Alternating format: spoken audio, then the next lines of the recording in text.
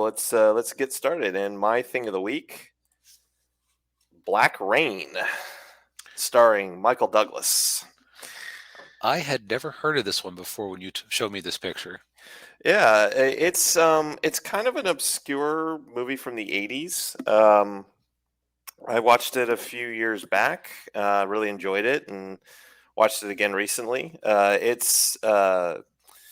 So it's obviously it stars Michael Douglas. It's also got Andy Garcia, Kate Capshaw, um, and some Japanese actors probably no one's ever heard of. Well, I'll say the two of the Japanese actors. One of them is like he's like the main Japanese cop, Hmm. and he was. It was funny enough. Like he was a big actor in Japan. I think people kind of said he was like the Clint Eastwood of Japan. Is that Ken Takakura? Yes, Ken Takakura. And what's funny is in Japan, he's known for playing yakuza bosses, and in and in this movie, he's playing a cop. So it's Uh, okay, let me just bring this over. The man has a face of a Yakuza boss. yeah, he does. And then, but the old there's another character, an old yakuza boss, and I can't remember that actor's name, but he was in all of the Lone Wolf and Cub movies. Okay. And for those of you who don't know the Lone Wolf and Cub movies, watch The Mandalorian. You'll get an idea of of what Or the Old Man Logan. or Everyone's yeah, been ripping it off for yes, ages. yeah. But anyway, and it's also directed by Ridley Scott. So you've got this movie's got that going for it.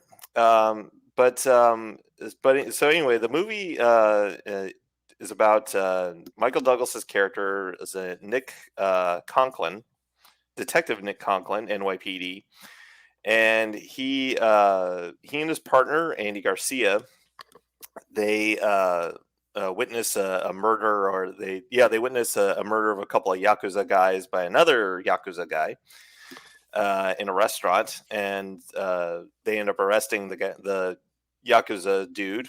And unfortunately, the Japanese say no, we got first dibs on him, so they have to take him back to Japan. But then Douglas and Garcia get tricked, and the bad guy gets away.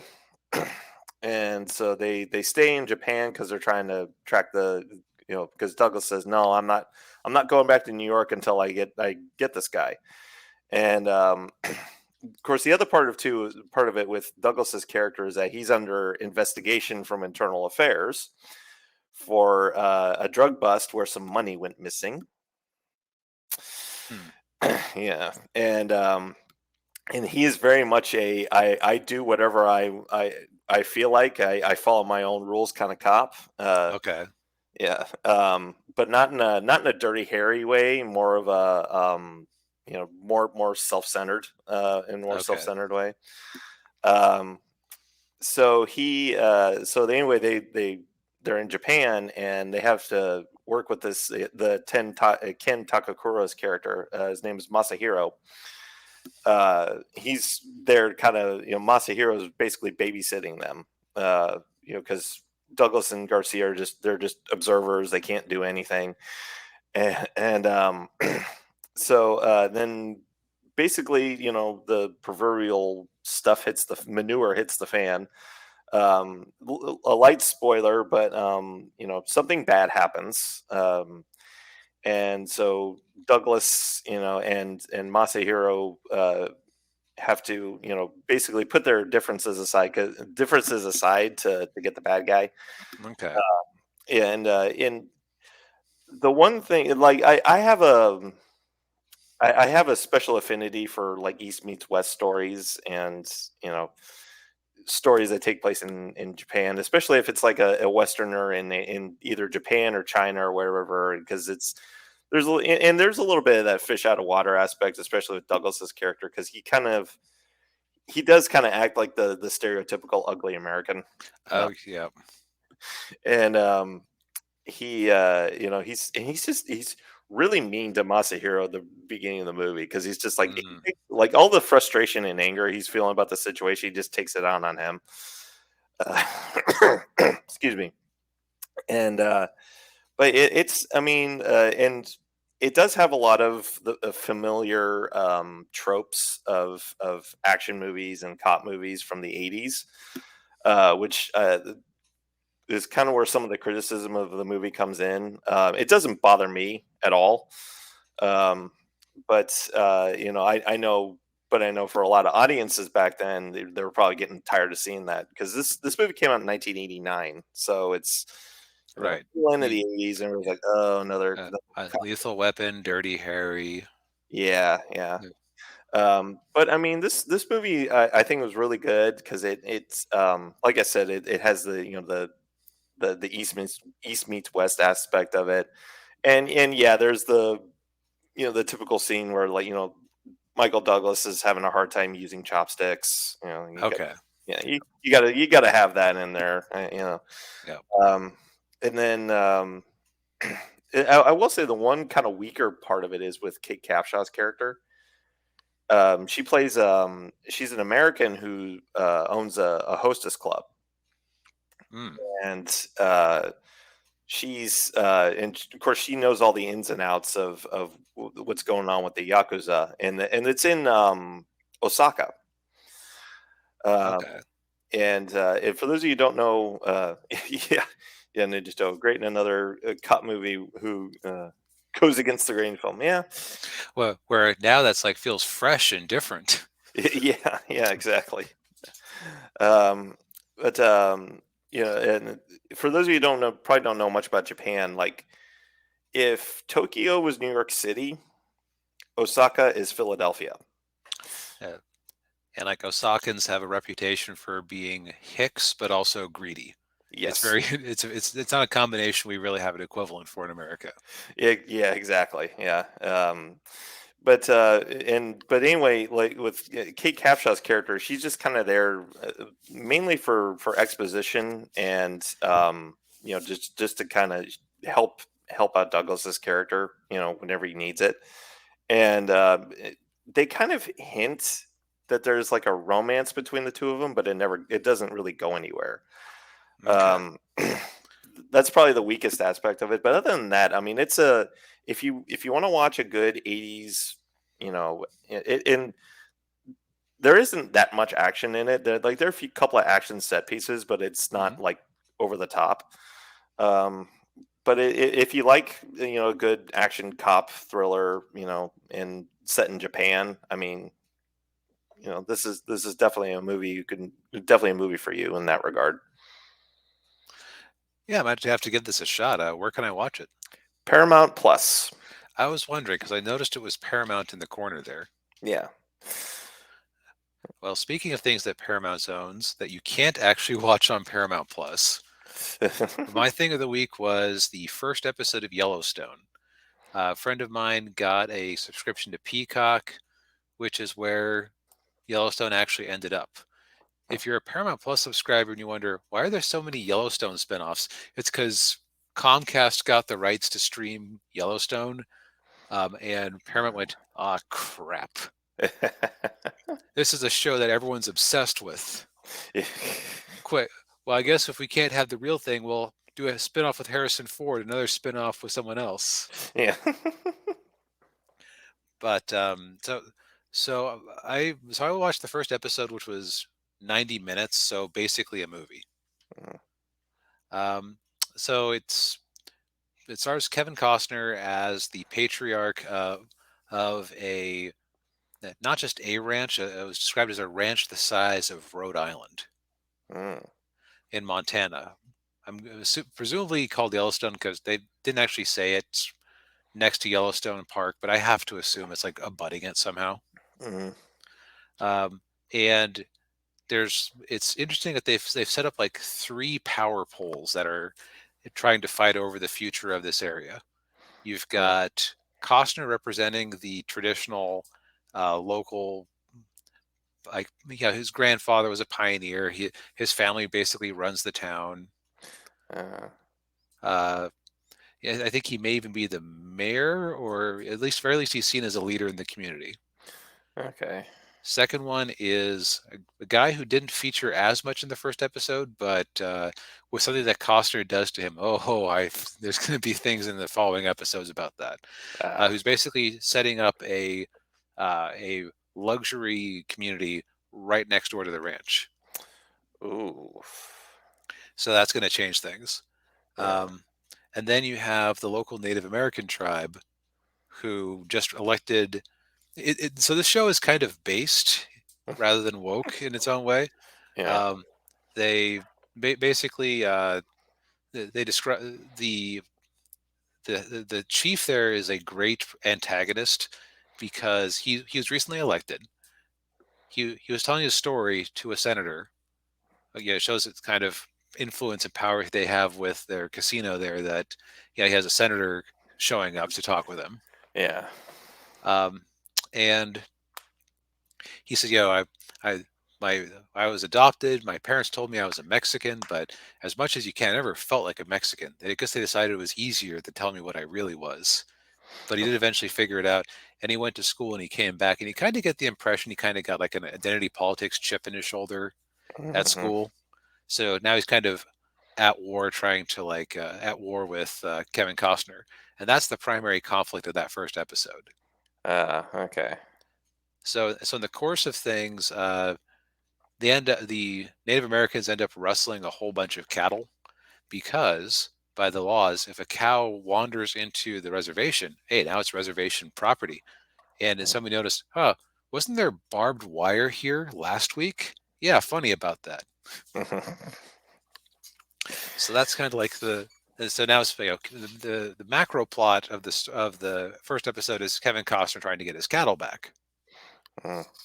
Um, the more personal end of it is they set up Costner's family. One of them, and you kind of have like the Cain and Abel thing going on, where you Uh, have the son who is, but it's like if they had actually had a use for Abel or for Cain, excuse me, mhm. because you have the son who kept reminding me of Ben Shapiro of all people, kind of like the not it doesn't really look like him, but in terms of like the kind of nebbish lawyer who can kind of ride and but he's much more like his mother, who you get the uh, impression who is dead, and you get the impression she wasn't necessarily the frontier type. yeah. um and he's the family lawyer, and he works to just to keep all their business dealings straight. Then you have it's like I say, he's the one who he isn't his father's son in the same way Okay. as now I forget his name, but it's the guy who played the American Sniper is the son who is the spitting image of his dad. Okay. But they don't get along well. And part of the writing in the show that's kind of nice and subtle is they never come out and say, yeah, he married an Indian woman and his dad did not like that. Ah. They imply it and you realize it. Ah. Okay. Because coming right out and saying it would be dull. Mm-hmm. So of course he's very split on this whole conflict that's going on, Mm. because he's got his wife and kid pulling him one way and his father and family pulling him the other. Yeah. Then you Hmm. have another character who isn't as important in the first episode. She's kind of like the dissolute single hitting the wall heiress type. Uh, She like yeah. she runs some of their banking operations, but she uh, again, she doesn't really factor in too much. But it is if this was a movie, that would be a criticism. But since it's just Mhm. the first episode in a long going show, Yeah. It's understandable. You right. got to you got to establish who they are. Exactly. Yeah. And yeah, Ninja Toe says, "Wait, an American drama show is subtle. What witchcraft is this?" Uh, yeah, and there's like some very that's kind of the laying the groundwork for what the show is. Hmm. So there is some excellent cinematography here. Like there is some really striking stuff where I'm sure they did some color correction, Hmm. where you have the golf course abutting right up against the prairie across the fence. Mm. And it's like so visually striking how different, like because of the other, you have like the natural brush and brown of Yeah, the of the of the wilderness versus bright green of fairway, and it's just like such a yeah. striking image as the two men are facing down over it. Yeah, yeah, But and I know I know the scenery well. You know, I lived in Wyoming, Colorado for good chunk mhm, of my childhood, and yeah, it is pretty a weird contrast with seeing greens and green mhm, golf courses, and then oh you got brown prairie over here. Yeah. yeah, and so I haven't really talked about whether I liked it or that. Hmm, I haven't gone back to watch another episode. Now, part of that is I've been busy. Mhm. Part of that is that, how to put it, I don't think there's any happiness to be had in this show. Yeah, it's from the way you're describing it, it does have that soap opera feel to it. Yeah. I've heard it described as a soap opera with Kevin Costner punching people, or like with a soap opera about manly cowboys. Ah, yeah. And so I'm not sure if I want to dive on in, Mm, but just from like an acting, writing, special effects angle, like they're very big about symbolism about things. mhm, Like the first scene, I think it's fair to spoil the first scene. The first scene is the aftermath of Kevin Costner's. He'd been driving a horse in a trailer, and yeah. they've been run off the road by a truck being like with an oversized load that was there to build that new community. And the Uh, horse ended up getting skewered in the course of the crash, and so Kevin has to like, there's no comfort in this world. Blam. yeah. So they established the tone very quickly and just very much set up that new versus old dichotomy just as well. Mm, So yeah. it's I don't I mean I never watched Breaking Bad, never watched what was that one about the motorcycle gang? Oh, Hell's something. Yeah, I don't know, but Yeah. so I'm not sure if this is my type of show, and it's also like we're on season 5 right now, though I think it might be winding down. So I'm not sure if I want to dive into it. But Uh, I do understand why so many people are so completely obsessed with this show right now. yeah. Sons of Anarchy. Thank you, Holy Yeah. Ninja. Oh, Sons of Yeah, Anarchy. yeah. Okay, So it's got like it. I tend to like things with sort of a bit lighter of a touch. Hmm. Not, I don't necessarily watch Treacly, Yeah. um, but like I enjoy things where you get the impression that there can be a happy ending, Yeah. even if there isn't. It's like you got to hold out that hope for. Yeah. Yeah. I hear you. Yeah. Yeah. I haven't watched the show yet. My parents watched it and they for a little bit and they seem to enjoy it. I've seen some clips from the show, and Ninja Toe says, "I like my soaps to be in superhero comics." Fair enough. That's what the X-Men is. Yeah. I've seen some clips from on YouTube from the show, and you were saying the show's getting pretty based, and yeah, Costner's character is very based. Yeah, Yeah. it's but yeah, like I would say that Paramount is kicking themselves that it's on their network, but it isn't on their streaming service because that's the type of thing that sells subscriptions. Yeah. But but yeah, it's a worthwhile show. I think I just have to decide if it's a worthwhile show for me. Yeah. But I would say that if it sounds at all appealing, and if you can appreciate the darker tone of things like a Breaking Bad or whatnot, then give it a shot. Yeah. It's definitely Yeah. different. Yeah. Sounds cool. All right. Now for something partially different. Yes.